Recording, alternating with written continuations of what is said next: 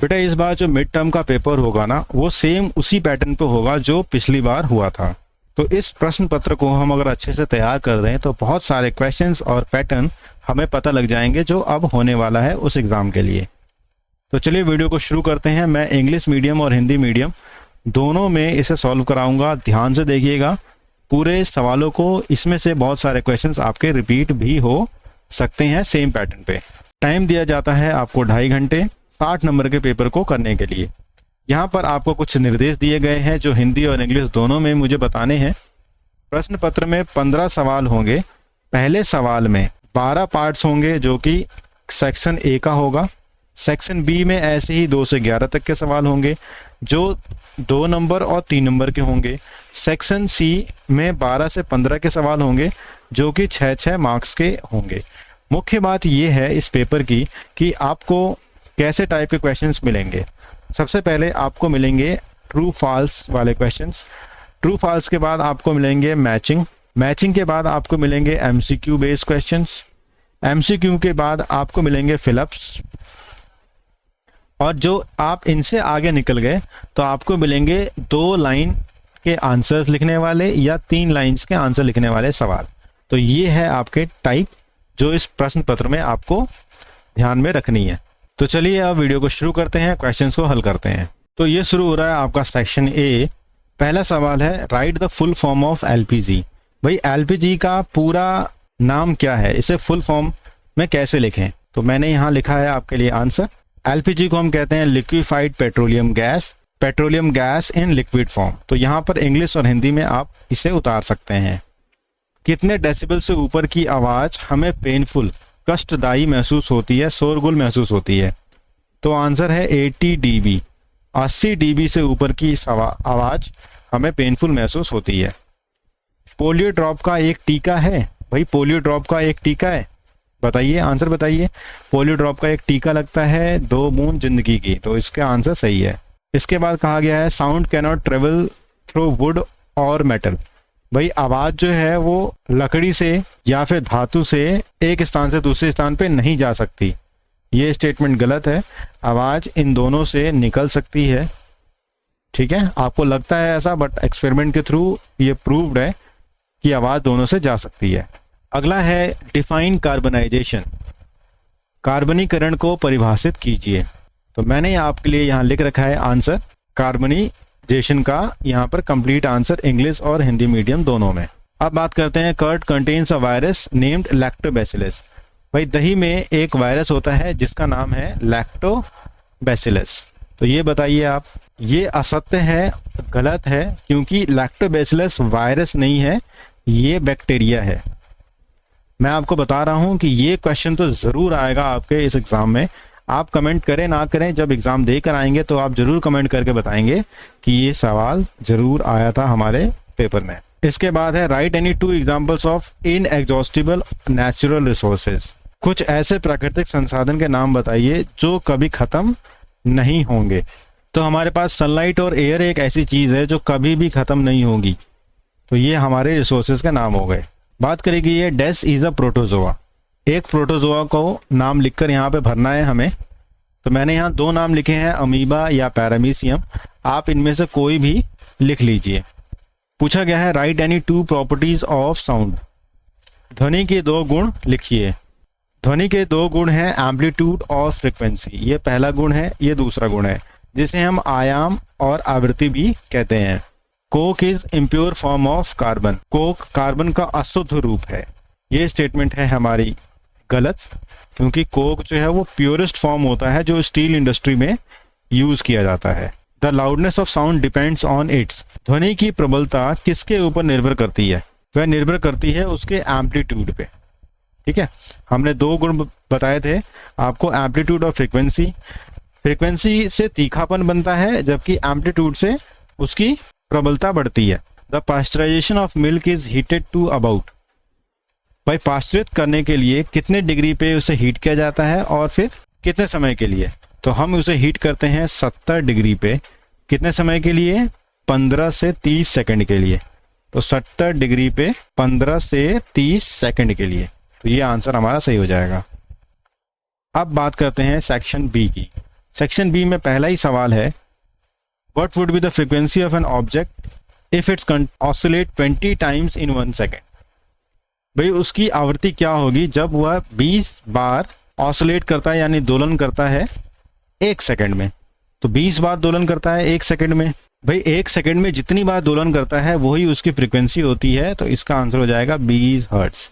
ठीक है, 20 hertz. Hertz में एच जेड छोटा होता है। और पार्ट में दे रखा है एक सवाल, which property of sound effect loudness and how. ध्वनि का कौन सा गुण उसकी प्रबलता को प्रभावित करता है और कैसे। तो मैंने आपको 20 हर्ट्ज बताया था, ये बताया था कि 1 सेकंड में जितने दोलन होते हैं, जितने ऑसिलेशन होते हैं, उसी को हम फ्रीक्वेंसी कहते हैं। दूसरा सवाल था कि प्रबलता कैसे होती है एक साउंड की। तो साउंड की लाउडनेस या प्रबलता उसके एम्पलीट्यूड पे निर्भर करती है। जैसे जैसे एम्पलीट्यूड बढ़ेगा उसका शोरगुल होना और बढ़ जाएगा, उसकी प्रबलता और तेज हो जाएगी। Write the names of 2 chemical preservatives which are used in manufacturing of jams and squashes. भाई जैम और स्क्वैशेस ना आपके इंडस्ट्री में पैकेट्स में आते हैं। वो पैकेट में कौन से रसायनिक का इस्तेमाल किया जाता है उनको लंबे समय तक यूज करने के लिए। तो हमें उन रसायनों के नाम लिखने हैं। तो यहाँ पर रसायनों के नाम मैंने लिखे हैं आपके लिए। सोडियम बेंजोएट, सोडियम मेटासल्फाइड, ये बहुत इंपॉर्टेंट रसायन है, हर बार एग्जाम्स में पूछे जाते हैं। अब बात करते हैं, why is sugar used in food preservation. खाद्य को लंबे समय तक रखने के लिए चीनी का इस्तेमाल क्यों होता है। भाई आपने देखा होगा जैम में या फ्रूट्स में जो पैक में आता है ना, उसमें मीठा ज़्यादा होता है वो। तो ऐसा क्यों होता है कि चीनी में उसे प्रिजर्व किया जाए। शुगर से मॉइस्चर कंटेंट घट जाता है, नमी कम हो जाती है, इस कारण से बैक्टीरिया या माइक्रोबियल ग्रोथ नहीं हो पाती और वो खराब नहीं होते। चौथे प्रश्न में पूछा गया है कि किस फॉसिल फ्यूल को ब्लैक गोल्ड कहते हैं और क्यों। जीवाश्म ईंधन को काला सोना कहा जाता है और क्यों। क्योंकि इसका इतना इंपॉर्टेंस है कि इसे हम काला सोने के नाम से जानते हैं, वो है petroleum. How does sound propagate from one person to another person. एक व्यक्ति से दूसरे व्यक्ति में ध्वनि कैसे संचरित होती है।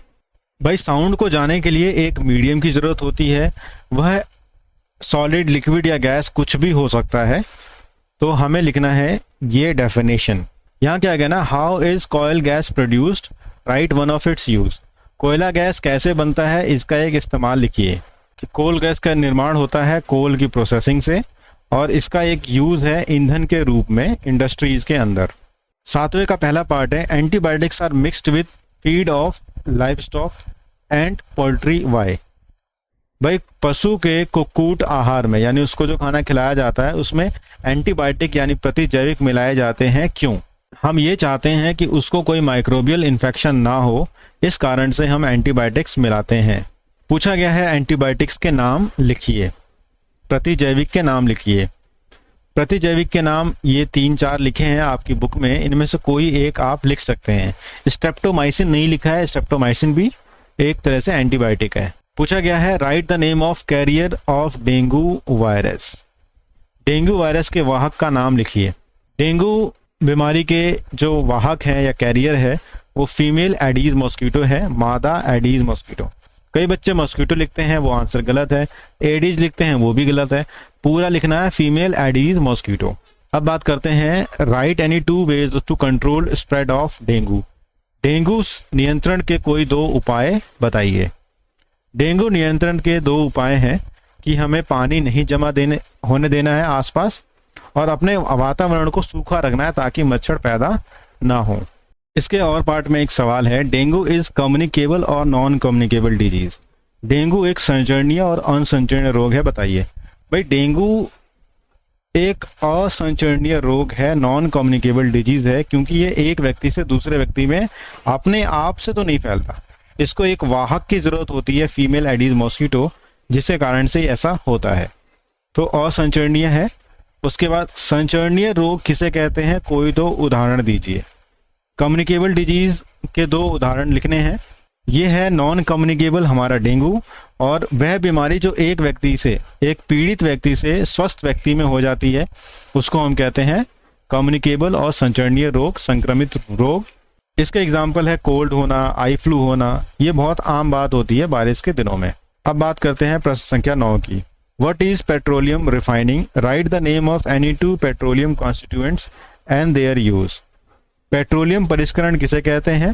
पेट्रोलियम के 2 संघटक और उनके उपयोग का नाम बताइए। बेटा पेट्रोलियम को जब सेपरेट किया जाता है, सफाई करी जाती है, तो उसमें से बहुत सारी चीज़ें निकलती हैं, इसको हम पेट्रोलियम की रिफाइनिंग कहते हैं। जो चीज़ें निकलती हैं उनमें से 2 का यूज़ यहाँ लिख रहा हूँ, एलपीजी कुकिंग के लिए, पेट्रोल व्हीकल्स को, वाहनों को रन करने के लिए। इसके अलावा डीजल, केरोसिन आप लिख सकते हैं अपनी उपयोगिता के हिसाब से। कौन कौन से 3 कदम उठाए जाने चाहिए ध्वनि प्रदूषण को सीमित करने के लिए, रोकने के लिए? तो ये 3 आपको स्टेप्स उठाने हैं ध्वनि प्रदूषण को रोकने के लिए। इंग्लिश और हिंदी मीडियम में यहाँ लिखा हुआ है। अब बात आ रही है प्रश्न संख्या 11 की। Write the 4 major groups of microorganism, give example of any 2 groups. सूक्ष्म जीवों के 4 मुख्य वर्ग लिखिए, उनके 2 एग्जाम्पल्स भी लिखिए। तो यहाँ पर आपको सूक्ष्म जीवों के 4 मुख्य वर्ग हैं, bacteria, fungi, protozoa, algae. Algae का 2 एग्जाम्पल है क्लेमाइडोमोनास, स्पायरोगेरा। प्रोटोजोआ का 2 एग्जाम्पल है अमीबा, पैरामीशियम। फंगी का 2 एग्जाम्पल है पेनिसिलम और एस्परजिलस। तो आप आराम से इसे नोट कर लीजिए। इसके बाद अथवा में एक सवाल है, यहाँ पे कुछ डायग्राम दे रखा है, इस डायग्राम को देखकर आपको लेबल करना है। ठीक है, इस डायग्राम को देखकर लेबल करना है। तो ये है क्लेमाइडोमोनास और ये है स्पायरोगेरा। क्लेमाइडोमोनास और स्पायरोगेरा, मैं आपको उसकी स्पेलिंग दिखा देता हूँ। पहला क्लेमाइडोमोनास है, दूसरा स्पायरोगेरा है। इसके नीचे जो सवाल है ना, वो दृष्टिबाधित बच्चों के लिए। दृष्टिबाधित मतलब जिनकी दृष्टि इतनी सक्षम नहीं है कि वो इस डायग्राम को देख सकें, यानी विजुअली चैलेंज है, उनको सवाल के 2 महत्व बताने हैं। तो सवाल के 2 महत्व उनके लिए भी कर रहा हूं मैं। तो पहला तो ए पार्ट है, जिसमें मैंने आपको बताया कि क्लेमाइडोमोनास है, स्पायरोगेरा है। उसके बाद इनका महत्व क्या है? नाइट्रोजन को फिक्स करते हैं और ऑर्गेनिज्म के लिए फूड प्रिपेयर करते हैं। अब आ गए हम सेक्शन सी यानी खंड क पे। इसमें हमें मिलान करना है। तो मैं थोड़ा सा इसे बड़ा कर देता हूँ स्क्रीन को, ताकि आपको दिखे कि आप क्या मिलान कर रहे हैं ना। ये अब हम करने हैं मिलान। तो चलिए शुरू करते हैं। सबसे पहले लिखा है हर्ट्ज। हर्ट्ज को हमें किससे मिलान करना है? हर्ट्ज में, यानी हर्ट्ज को हुआ फ्रीक्वेंसी, तो इसका मिलान मैंने यहाँ कर दिया फ्रीक्वेंसी से। ठीक है, यानी हर्ट्ज को कर दिया आयाम से। ओके, इसके बाद है बी वाक्य यंत्र। वाक्य यंत्र यानी वॉइस बॉक्स। वॉइस बॉक्स हमारा होता है लैरिंग्स, तो ये हो गया हमारा लैरिंग्स। ठीक है, वाक्य यंत्र हो गया हमारा लैरिंग्स, कंठ। इसके बाद हमारा आता है डीबी। डीबी किसे कहते हैं? यानी डेसिबल। डेसिबल जो होता है वो होता है हमारा लाउडनेस के ऊपर डिपेंड करता है। तो ये हो गया हमारा लाउडनेस, यानी 4th ऑप्शन है। तो यहाँ पर लाउडनेस या ऊपर लिखा हुआ है, तो कई बार आपको ऐसे मिलाना है 4th। ठीक है, ये जो है ये है 4th प्रबलता। इसके बाद हमारा आता है अधिक आयाम, लार्ज एम्पलीट्यूड। लार्ज एम्पलीट्यूड से क्या होता है? साउंड बढ़ जाती है। तो इसका जो है वो है आपका लाउड साउंड। अधिक आयाम का है प्रबल ध्वनि। मिलान कर लीजिएगा अच्छे से। ई कंठपटक यानी ईयर ड्रम। ईयर ड्रम का जो है वो है आपका सेंड वाइब्रेशन टू ईयर। ये तो डायरेक्ट ही मिल गया। ठीक है, अब कौन सा बच गया? वही इसका आंसर होगा कम आयाम। कम आयाम जो होगा वो मंद ध्वनि होगी। तो इसको मैं ऐसे मिला दूं, मंद ध्वनि को मैं ऐसे मिला देता हूं। चलो ठीक है, आप एग्जाम में इसको लिखिएगा। कैसे लिखना है आपको? ऐसे लिखना है आंसर। ए के सामने कौन सा है? 3, सेकंड आंसर। ऐसे लिखना होता है ए। ऐसे बी के सामने आप लिखोगे 6th। ऐसे आप सारे लिख लीजिए, मैंने आपको मिला के दिखा दिया। अब इसमें अथवा है, ये है क्या? ये क्या चीज दिखा रखी है? किस चीज का डायग्राम है? तो यहाँ पर जो डायग्राम है वो आपका किस चीज का डायग्राम है? ये हमें in the above diagram of human year identified and right the name and function of 1 and 2। भाई 1 और 2 को आपको आइडेंटिफाई करना है, पहचानना है, और इसके बाद इसके फंक्शंस लिखने हैं हमें। पहला जो है वो है ईयर ड्रम और दूसरा है इनर ईयर यानी आंतरिक कान। कान का जो पर्दा है वह वाइब्रेशन को कान के अंदर भेजता है और आंतरिक कान जो है उस वाइब्रेशन को हमारे मस्तिष्क या ब्रेन तक भेजता है। अब जो बच्चे नहीं देख पाते यानी दृष्टि बाधित हैं उनके लिए ये सवाल पूछा गया है, write the name and function of any two parts of human ear, how should we take care of our ear. भाई किन्हीं दो भागों के नाम लिखकर उनका उत्तर दीजिए मानव कान से, और हम अपने कान की देखभाल कैसे कर सकते हैं। तो मैंने उनके लिए भी आंसर किया है, यहाँ पर लिखा है मैंने वही सेम बात, ईयर ड्रम क्या करता है, इनर ईयर क्या करता है वो लिख देंगे। उसके बाद अपने कान की रक्षा कैसे करेंगे, लाउड साउंड ईयरफोन से हम बचेंगे, अपने कानों में कोई भी चीज़ नहीं घुसाएंगे सफाई करने के लिए।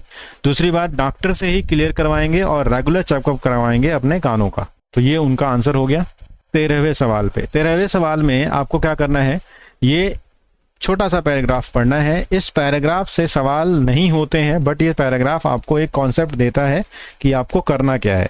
उसके बाद फिर हम आगे बढ़ते हैं। तो पहले पढ़ते हैं इसको क्या लिख रखा है। ये कंप्रेस्ड नेचुरल गैस मतलब संपीड़ित प्राकृतिक गैस का बहुत बड़ा एडवांटेज ये है कि ये डायरेक्टली घरों में यूज की जा सकती है, फैक्ट्री में यूज की जा सकती है, पाइप के थ्रू सप्लाई करके। तो आप जानते हैं कि पाइप के थ्रू हमारे घरों में आती है, वो पीले रंग की जो पाइप होती है वो इसी की होती है ना। ये नेटवर्क गुजरात, दिल्ली और मुंबई में बहुत अच्छे से फैला हुआ है इन पाइप के द्वारा जो चल रहा है। Natural gas is stored as CNG. भाई नेचुरल गैस को सीएनजी के रूप में संपीड़ित किया जाता है। आंसर है ए, हाई प्रेशर पर। हाई प्रेशर जब करते हैं ना तो इसको सीएनजी के रूप में नेचुरल गैस को कर लिया जाता है स्टोर। दूसरा है इन इंडिया। भारत में इसके बड़े बड़े रिजर्व्स यानी बड़े भंडार कहाँ पे देखने को मिलते हैं। तो ये आपकी बुक में दे रखा था, डी आंसर है इसका। त्रिपुरा, राजस्थान, महाराष्ट्र और कृष्णा गोदावरी डेल्टा में यह नेचुरल गैस देखने को मिलती है। तीसरा है विच of the following statement is correct. इनमें से कौन सा स्टेटमेंट गलत है, इनकरेक्ट है, वो हमें छांटना है। इनकरेक्ट का मतलब होता है कि गलत वाले को छांटना है। तो ये सही है, क्लीनर फ्यूल है ये भी सही है, ट्रांसपोर्ट करते हैं व्हीकल में ये तीनों सही है। चौथा है कि पावर जनरेशन में इसका इस्तेमाल होता है। तो पावर जनरेशन में ना कोयला का इस्तेमाल होता है। तो इसका आंसर डी हो जाएगा। हमें गलत वाले को छांटना था और यहाँ पे गलत जो है वो डी ऑप्शन सही गलत है। Natural gas formation, natural gas कैसे बनती है। Occurs in dead organism in laboratory, नहीं। फास्ट प्रोसेस ये भी नहीं। लिविंग ऑर्गेनिज्म, तो ये तीनों गलत है। प्रयोगशाला में तो नहीं बनती, हमारे साइंस के टीचर ही बना देते नेचुरल गैस, फिर तो ऐसा नहीं है। तो नेचुरल गैस क्या है, धीमे धीमे बनती है, बहुत स्लो प्रोसेस है इसका बनने का। तो आंसर इसका ए हो जाएगा। प्लांट्स अपना खाना खुद बनाते हैं सनलाइट के प्रेजेंस में, इसलिए उसे हम प्रकाश संश्लेषण या फोटोसिंथेसिस कहते हैं। ये प्रोसेस यूनिक है, एक जादू है जो सिर्फ पौधों के पास ही है, वो इसे कर पाते हैं, जिसमें पत्तियां ऊर्जा को संरक्षित कर लेती हैं अपने अंदर और फूड बनाने में प्रकाश संश्लेषण से हेल्प करती हैं। आइए अब सवाल को करते हैं। In leaves green pigment is called. पत्तियों में हरे वर्णक को क्या कहते हैं। पत्तियों में हरे वर्णक को हम कहते हैं क्लोरोफिल। आंसर हो जाएगा C. Dash plus water, sunlight, chlorophyll, carbohydrate plus water. भाई इस डैश में क्या आएगा, किस चीज की जरूरत पड़ती है, तो आंसर आएगा इसका सी। यहाँ पर कार्बन डाइऑक्साइड आएगा और यहाँ पर आएगा ऑक्सीजन। तो कार्बन डाइऑक्साइड की जरूरत होती है और ऑक्सीजन ये रिलीज करते हैं। इसके बाद तीसरा है dash is the ultimate source of energy for all living organism. भाई इनमें से भाई सूर्य नहीं होगा तो कुछ होगा ही नहीं, तो आंसर इसका बी हो जाएगा सूर्य। ये तो आसान सवाल लग गया मुझे। Which of the following is saprotroph.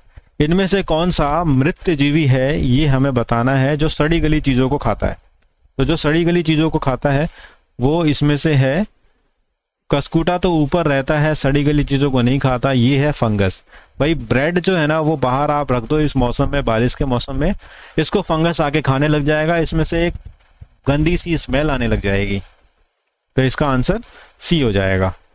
इसके बाद है क्वेश्चन नंबर 15। पैराग्राफ में क्या लिखा है पढ़ते हैं इसको ध्यान से। आप किसी नई जगह पे जाते हैं ना तो वहां पे आप अडेप्ट यानी अनुकूलित नहीं हो जाते थोड़े समय के अंदर, थाउजेंड्स ऑफ ईयर लगते हैं वहाँ के जो अबाइटिक फैक्टर्स हैं यानी जो प्राकृतिक फैक्टर्स हैं उनको जानने में, समझने में और वहाँ पे अडेप्ट होने में, एडजस्ट होने में।